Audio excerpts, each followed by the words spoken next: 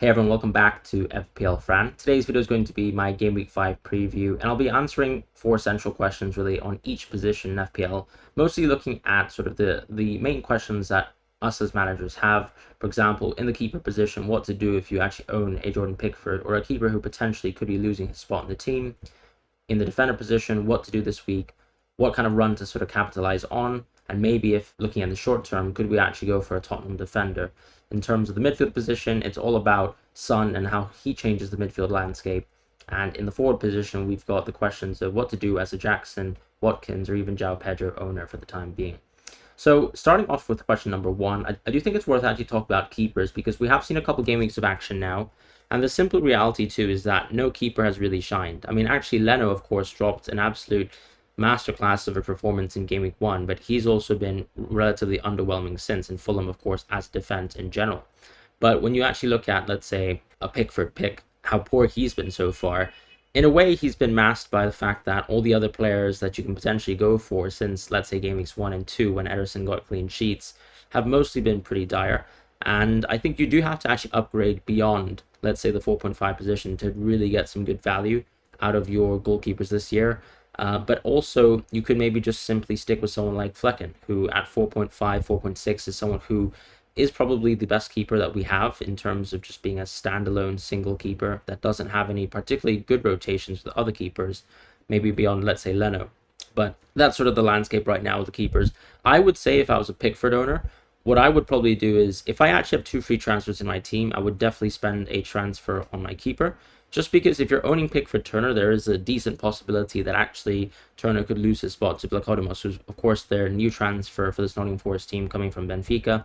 And of course Pickford, I mean, he's probably going to keep his spot on the team, and he did relatively well considering he scored an own goal and actually managed to sort of recuperate, getting 1 point. That's already more than someone like Onana, who got 0 in that sort of Arsenal and United game. So I think if you have 1 free transfer, I probably wouldn't transfer Pickford out. I'd try and punt on that Turner start, try and capitalize on Pickford's good games until game week 8, and then maybe reconsider on that sort of wildcard window. If you, let's say, own Johnstone and it seems like he's going to lose his spot on the team, which I think we might get a little bit of confirmation of as well, but it's very hard to do so, I would probably just generally consider as well maybe making a keeper transfer towards someone like Flecken.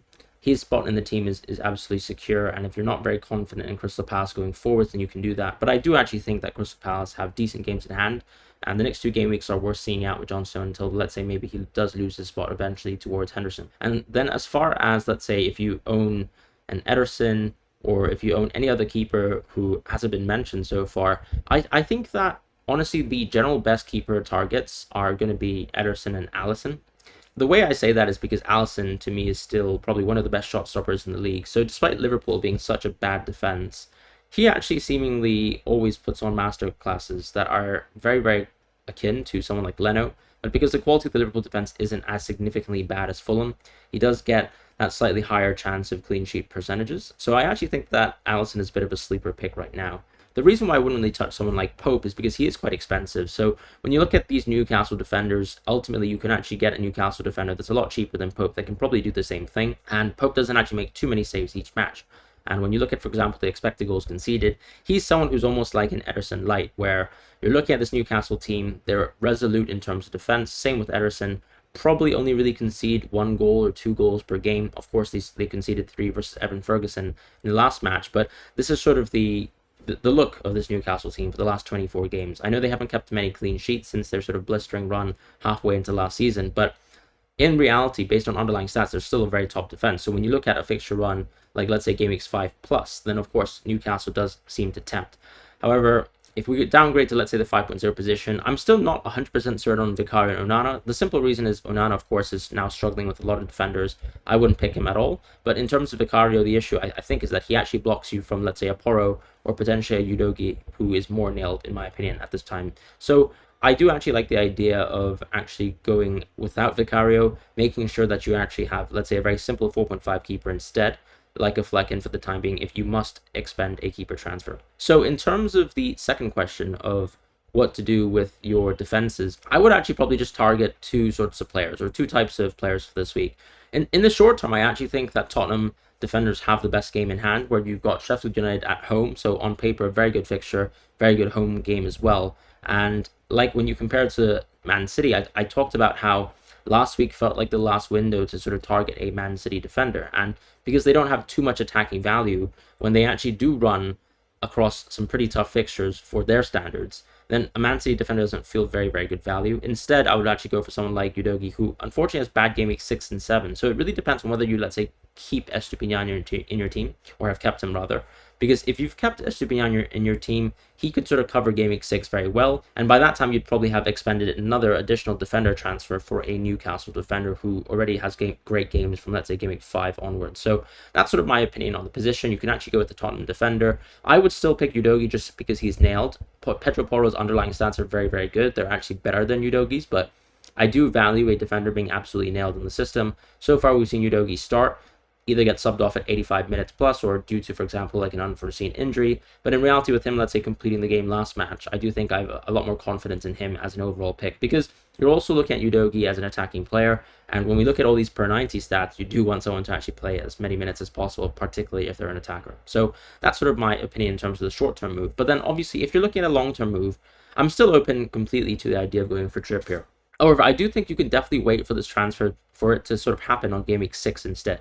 If you have more pressing issues in your team, or you want to capitalize on the upside of, let's say, the attackers, then you can definitely wait for that sort of Newcastle transfer to sort of come along game week 6 or 7. I don't think it's too late to, let's say, miss on the Newcastle defender boat if you make transfers on game week 6 and 7 for them. Ultimately, it's a great run for them, and I do expect, let's say, someone like Shard to have a lot of value too. If you don't want to, if you don't want to go for Trippier, who in my opinion is still the best pick because he's on all sorts of set pieces, and I do have quite a bit of confidence in his ability to actually play a lot of games of football. We saw that last season when he played over 3,300 minutes, which is actually incredible for a player of his age. You'll see, for example, City defenders would never really go past something like 2,800 minutes, which I think is, for example, close to Ruben Dias's peak, and obviously other City defenders really pale in comparison even to him. So that's sort of my thoughts and feelings on that, even though Newcastle, of course, have to deal with Champions League football. As I said, if you don't like the idea of spending money on Trippier, you can just go for someone like Schär, who actually has really good attacking threat, even in just simple set pieces, being that sort of set piece target. He's also done a lot better than someone like Botman, who of course is a lot taller and is actually probably back in training as well. So if you want to save a lot more money, then it does make sense for me to actually go for Botman, because he should be ready and fit for this Brentford game. Ultimately, as I say, you can actually just wait for game week 6, and that's sort of how I would view the defenders right now. I don't really see anyone as a pressing transfer out at the same time. If you have defensive injuries, this is where you sort of take them off and maybe, let's say, go into Udogie like I've done myself, because I've gone from Shaw to Udogie. But in this time, just because this week is actually quite poor, there's a big swing here in terms of, let's say, James coming back, maybe Stones coming back as well. This is a good time to, let's say, bring in some defenders who, unfortunately, we've probably neglected for a while. So in terms of the midfield position, I think the most interesting thing right now is the sort of landscape with Heung-min Son. With him playing up top in the previous game versus Burnley away, the interesting question, of course, is, are we going to see Heung-min Son up top once again as that sort of 9 for this Tottenham team now that Richarlison is starting to see the bench a bit more? I think the question is really whether you actually think that Richarlison is good versus, let's say, a low block. So the question is always going to be a tactical one, because I think Son, of course, has been incredibly efficacious so far. And you've also seen him get a lot of minutes, whether he plays on that left wing position, which seems to be a very wide position that I think he doesn't really do so well in from a fantasy point of view, compared to, let's say, when he's playing, as a striker and able to actually run across defenders if, let's say, he's against a high line like Burnley operated with in their home fixture. So that's a question that I don't have a complete answer for, but my simple sort of retort is I don't think Richarlison's particularly good versus a low block, so much so that he's better than Son, if we were to put it like that. And now that Spurs have actually recruited some depth as well on the wings, I do think you're probably going to see that Richarlison will continue to struggle to get consistent starting minutes, and maybe this sort of Son experiment will continue to go on for a bit. The question, of course, is whether Son will benefit himself playing versus low blocks, but I still like to target objectively, and from an analytical point of view, I would still say Sheffield United is a very, very poor defense. Whether they actually go as gung-ho as a team like Burnley and have lines that are so easy to run in behind, then that could be another question. But I do really think that Son is still a very, very good punt for Game Week 5. And as I was saying at the outset, if you have, let's say, 2 free transfers, I do really like the idea of punting on someone like Son this week. And the question, of course, is going to be who to transfer out. I think if you've kept someone like Martinelli and you actually have a lot of money in the bank, then he's actually quite a simple transfer. On the other hand, if you, let's say, have a United asset like a Fernandes or a Rashford, I still would probably take that punt, as I said, if I've got two free transfers. The simple reality, though, is that United actually still have good fixtures in hand. And after Game Week 5, which is still a home fixture versus a Brighton team that usually actually concede a lot of goals, I actually do like the idea of still punting away from a United midfielder to go towards Son. I suppose the question now is going to be who to go out of, whether it's Rashford or whether it's Fernandes. I would still probably go out of Rashford. When we look at underlying stats, it's him that actually pales slightly in comparison to Fernandes. We've seen plenty of occasions this year where Fernandes has actually gotten close to, let's say, multiple penalties. He's got one so far, and I do think you could argue that he could have gotten two or three. And that's the benefit of owning someone like Fernandes over a good run of games where he could actually get a lot more access to points than someone like Rashford, who ultimately, with Højlund coming back into the team, maybe could also be an early sub, right? So we've seen situations where Rashford gets subbed off at 85 minutes if he's not having a great game. Obviously, this wasn't the case in the Arsenal fixture, but this is something that you could see, whereas Fernandes is absolutely nailed. The question, of course, is whether you have money in the bank as well. I think some people don't really like the position that Fernandes operates in. I think from a fantasy point of view and just looking at underlying stats, he seems to still be a fantastic pick when we look at, some of his weaker positions and him not playing as an out-and-out 10 and his sort of avenues to points. So I do think it's actually a very, very close comparison. I would go out of Rashford myself, but I can understand if someone doesn't really like Fernandes' positioning and wants to go out of him instead. So that's sort of how I view, let's say, the two United picks and the Son pick. And honestly, the biggest thing about Son this week, in my opinion, is that he is a 100% captaincy shout. I think he's a slightly better captaincy than someone like Haaland. But of course, you are going against a gigantic crowd. I mean, probably the Erling Haaland captaincy will end up being 180% at the bare minimum. And that's something very scary to deal with. If you have, let's say, the temerity to do it, I probably would. And if you have, let's say, as I said, the transfer sort of capacity to, let's say, flip-flop between Son and maybe even going back into a Man United midfielder, I do like the punt here. Just because for me, when I make big transfers and I'm allowed to get a better captaincy, in theory, for example, then that transfer is actually worthwhile, even if you're flip-flopping. It kind of reminds me of seasons when, let's say, when Haaland didn't exist and Salah was going to AFCON and you were swapping between, let's say, a Fernandes and a De Bruyne each week and targeting the good fixtures that either United or City had, and that actually worked out really well. And this is sort of reminding me of this sort of situation where, because you've got Rashford and Son at such great prices, you can easily flip-flop between the two. That's sort of how I'd answer the midfield question. So moving on to the last question, which is the forward dilemmas. I think the question is best answered by which forward you own first. If I own Jackson, and I don't own Jackson myself, I have to say he still looks incredible in terms of the positions he's getting into. And he's, of course, very reminiscent of Darwin, probably a less creative Darwin, if we're being honest. And I've said that already, in videos past. I do think he's a very raw player, but I still think he gets into great positions. And we've even seen it in La Liga where he was able to, have a blistering run of games because of his simple ability to actually get into great positions, to accumulate really good XG, and hopefully, of course, to convert those chances. And I do think when you look at this run of games for Jackson, if you're already an owner, I definitely wouldn't transfer him out, even though he's been incredibly frustrating. And that's pretty much what I would say with that. I would definitely not think about Jackson as a transfer target at this point in time, because I do think Alvarez is very, very enticing and just simply at a cheaper price. But I would still cautiously keep Jackson. And then as far as if you're a Watkins owner, now that we're actually seeing continuous negatives week on week with him, he's been very consistent so far.